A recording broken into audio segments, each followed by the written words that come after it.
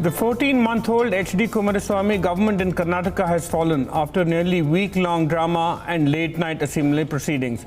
The Janata Dal Secular Congress Alliance was able to muster only 99 votes in favor of a confidence motion, while the opposition led by the BJP cast 105 votes against. B.S. Yeddyurappa is likely to be Chief Minister for a fourth time shortly. But how long will such a BJP government last either? To discuss this, we're joined by Krishna Prasad, political analyst and former editor-chief of Outlook, senior journalist and political commentator Ratan Manilal, and Ramkrishna Upadhyay, former political editor at Deccan Herald. Krishna Prasad, will it be fair to say that only Act 1 of this drama has come to an end, then that any Yeddyurappa government will have a turbulent ride as well? Well, I think it's Act 2 which is over. I mean, I think Mr. Yeddyurappa was Chief Minister for a brief while when the elections took place last year. And so I think he will be in for the third time, really. I mean, this is Act 3 of a very sordid drama of Indian electoral history. Perhaps the most subversive subversion of Indian democracy, which we've seen in the last few years. I think we've just seen the end of it, at least the end portion of it, the climax of it now. But I think what's in the future is something only the future will tell us. But if we are to go by history, I think we are in for a rocky ride once more. And as the Hindi saying goes, picture abhi baki hai. All right. Ratan Manilal, what is the likely fate of the rebel MLAs? Is disqualification imminent after they stayed away in today's vote? Technically speaking, yes, but you never know, because in Karnataka, all the rules of contemporary politics have been turned upside down. Like, the entire drama saw the intervention of the governor several times, the conduct of the speaker prolonging the vote for more than a week.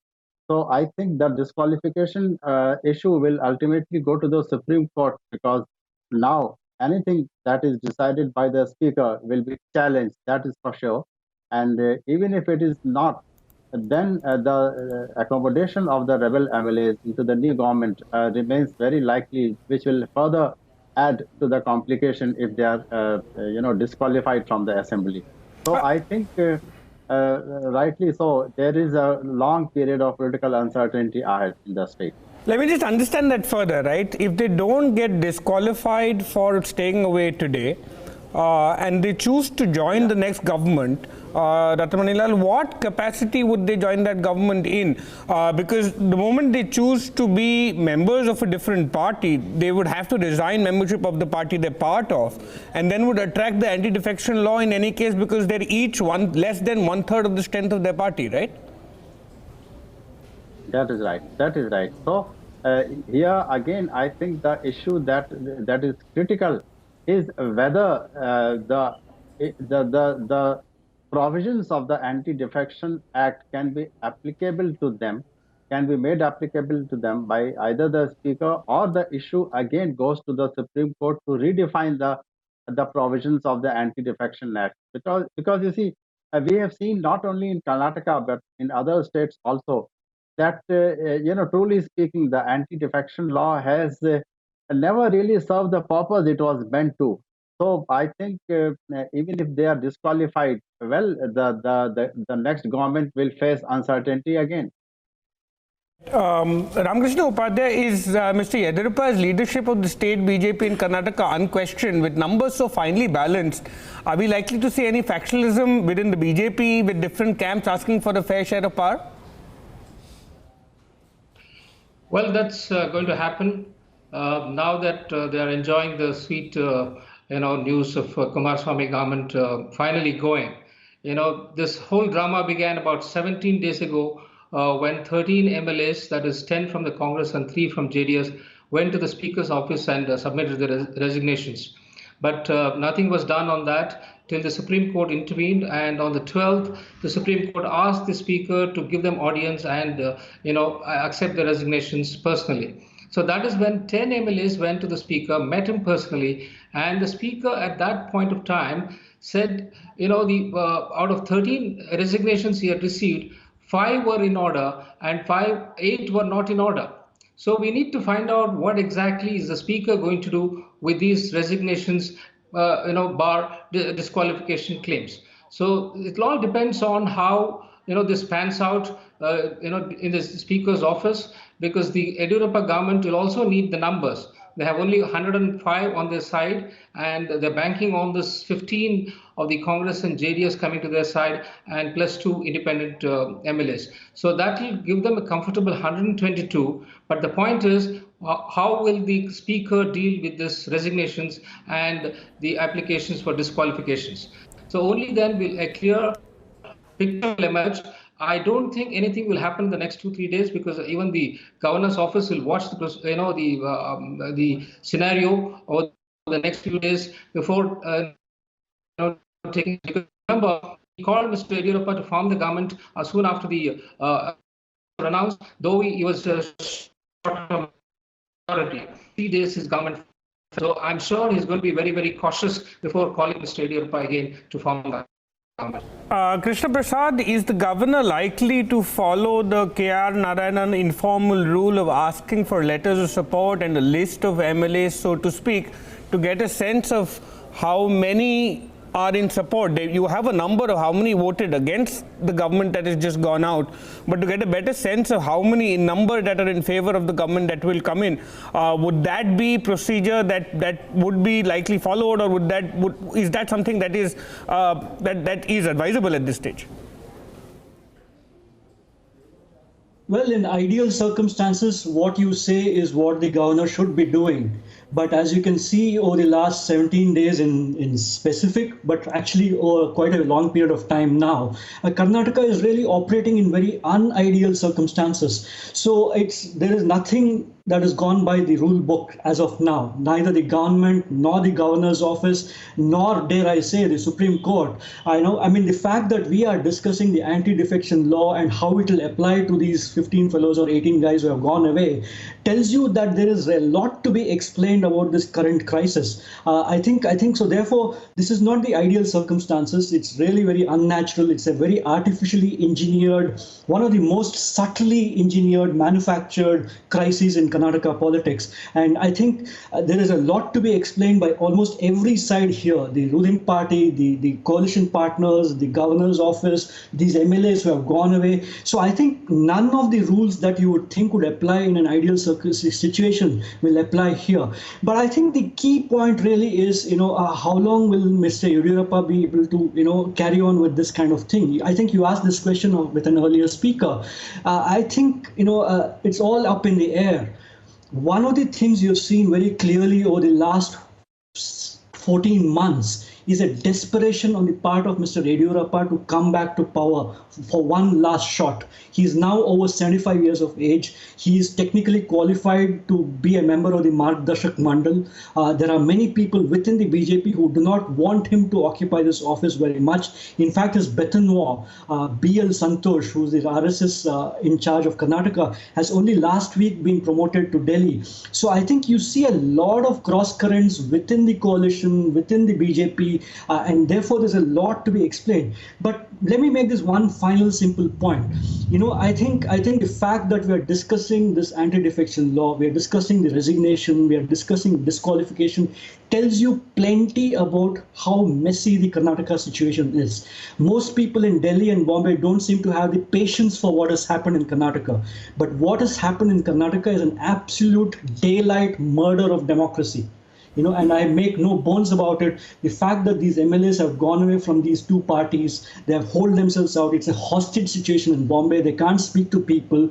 There are people guarding them, bouncers guarding them, etc., etc. The fact that, they have made all kinds of crazy video claims, it tells you that it's a very unnatural situation. And when they come back to Karnataka, I would dare say that the situation is not going to be normal once again, because we have now seen a very different way in which the anti-defection law can be misused by political parties. And when I say parties, I mean the BJP. They have misused the anti-defection law in a really interesting way this time around. And so I think there will be plenty to explain for the BJP. The BJP has, for the last 17 days, been riding a tiger. And now that the tiger has come to a halt, they will realize what they are up to, because really this is not a natural situation, and we must take greater notice of what has happened in terms of the subversion of a mandate. I am not running away from the fact that the BJP got the most number of seats when the elections took place. That is true. but a coalition government was formed. But the manner in which these MLAs have been forced and really, fabricated to kind of leave their seats for the 4 years of their term, which is still left, tells you that there are deep flaws that have been exploited by fine lawyers sitting in Delhi and Bangalore. And I think we are in a really fine constitutional issue here. And I think we should also not forget the fact that the Supreme Court has only delivered an interim order. The interim order of the Supreme Court has many questions left unanswered, and one will want to see what the final order is. That's why we should not rush to any judgment on this issue, because the Congress Legislature Party has now implemented itself in that order because it was not a party to that order. And frankly, what is the logic for the Supreme Court to say that these MLAs can't be compelled to vote, or can't be compelled to, take part in the proceedings? I think there are too many questions on the whip, on the qualification, disqualification, on the resignations, etc. And I think Karnataka is going to be a real test case, like Arunachal Pradesh in the east was and Uttarakhand in the north was just a couple of years ago. So I think we must really hold our horses at this point of time. The fact is that they have won a mandate. They have lost the trust vote, and the BJP is in power is good for them, for the BJP. But it's a really curate's egg as we speak. All right. Ratan Manilal, in other states, specifically what's happened in the last few weeks in Goa, where numbers were as finely balanced after the election happened, the BJP was able to move towards, although it wasn't the single largest party, move towards gathering some allies, forming power. At that point, Mr. Parrikar took charge of that government. Now you've seen large-scale defections happen from the Congress to the BJP. Those allies have been jettisoned by the BJP now. Out of power, is there the risk for the Congress in Karnataka to bleed even more when all of y'all are questioning the stability of the Yeddyurappa incoming government, so to speak? Is there a chance that to stabilize such a government, further eating away at the margins of the Congress could happen? There is every likelihood, in my opinion, that many more defections from the Congress, or so to say, desertions from the Congress, could be seen.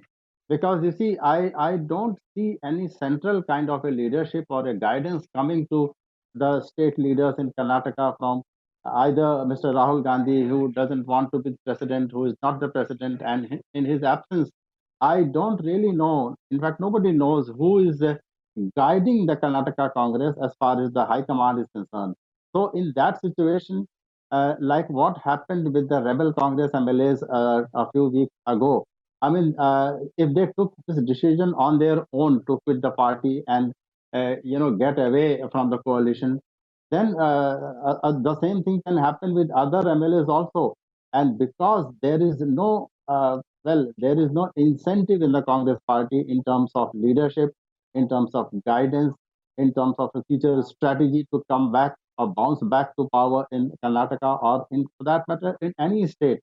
So in that situation, I think further desertions from the Congress are very likely, and I can foresee that even a few numbers, even a small number, if that happens from the Congress, then the next BJP government will be much more comfortable as far as numbers are concerned, because there is no one in the Congress to even call them to stay back except for Mr. Shivakumar. But as we have seen in the last couple of weeks, that Mr. Shivakumar is most probably acting on his own. There doesn't appear to be any guideline or any support to him from the Congress leadership from top to bottom. Ramkrishna Upadhyay, in that situation, those Congress MLAs who do stay with the party for the Shivakumar. Ramkrishna Upadhyay, you had a point to make. Yeah, you see, Krishna Prasad was saying that there is an absolute murder of democracy in Karnataka. Yes, it's a murder of democracy, but it's not the first time. It's happened many times, not just in Karnataka, in many parts of the country, and the Congress party was responsible for any number of those murders. So let us also not forget that the Congress was also guilty of engineering defections from JDS earlier. So it's not happened for the first time. At least there was the sense of relief now in Karnataka that this non-performing government has gone. You see, it was from day one. It was an unnatural beast, because the 37 members party ruling over 78 members party. So it was just not going to work. And we saw from day one that there was internal bickerings among them, and the MLAs belonging to the Congress were sniping at the JDS, and including Mr. Kumaraswamy. They were saying that we consider Mr. Siddaramaiah to be our chief minister, which annoyed Mr. Kumaraswamy to great extent. So there was absolutely no coordination at all between the two political parties, and we hardly saw any governance. So that is one good riddance, but that doesn't mean that the BJP will be able to offer a very good government. They are going to face immense problems, because they are going to depend on this, the defectors to form the government. I would think that the BJP would be, well advised to go for the dissolution of the assembly and then call for fresh elections, so that people can choose whom they want and which government should be running this. On the question of disqualification and the resignations, the speaker should have taken a decision by now. But he's also dilly-dallying, and the Supreme Court gave him all the powers. You decide on these things. We leave it to you. But he has not taken any decision so far. And how he's going to go about this also a big question, because even the confidence motion. I mean, I've never seen or heard a confidence motion running for 4 days, not just one day. I mean, this went on and on, and Supreme Court was very, very patient, and they could have intervened at any point of time, but they let the speaker have his say. And fortunately, finally, the wisdom dawned on both the ruling party and the speaker that this cannot go on, because it was embarrassing for the entire state. To watch this kind of a tamasha going on in the assembly, where members had nothing to say, and they went on for hours together. And the speaker allowed Mr. Siddaramaiah to raise a point of order. And as far as the parliamentary procedures, I know the point of order is for about 30 seconds or 1 minute. And this man went on speaking for 3 hours, and the speaker did not intervene. So we could see how, the assembly proceedings were being, just allowed to prolong for so long that, the government was not ready to take up the trust vote. Mr. Kumaraswamy would have earned a lot of goodwill if he had realized that he had lost the majority and resigned on the 18th itself after the taking the trust vote on the first day. On the point, let me ask you one final question. Mr. Upadhyay. On the point you brought up goodwill, you brought up the point that you would like to see elections happen. This is something I've asked everybody who's appeared on the primetime debate in the last week. As and when these elections happen, Mr. Upadhyay, how do each of these three parties go back to the people and say we are proud of anything that happened in the last year and a half, and therefore we justify getting your vote? Absolutely. I mean, nobody is left with credibility. Right. Including the BJP, nobody is left with credibility, because the way the BJP has gone about, luring these MLAs is really, really disgusting. I mean, people of Karnataka are disgusted the way the politics has been carried on by all the three parties. But you tell me what choice the people have. They have to choose, one among them. That's the whole tragedy of this democratic system. But I would say that all three don't deserve to come back to power. Okay. On that note, gentlemen, thank you for making time on the primetime debate to get your assessment on what's happened this evening in Karnataka and what's likely to unfold over coming days. If you have been, thank you for watching.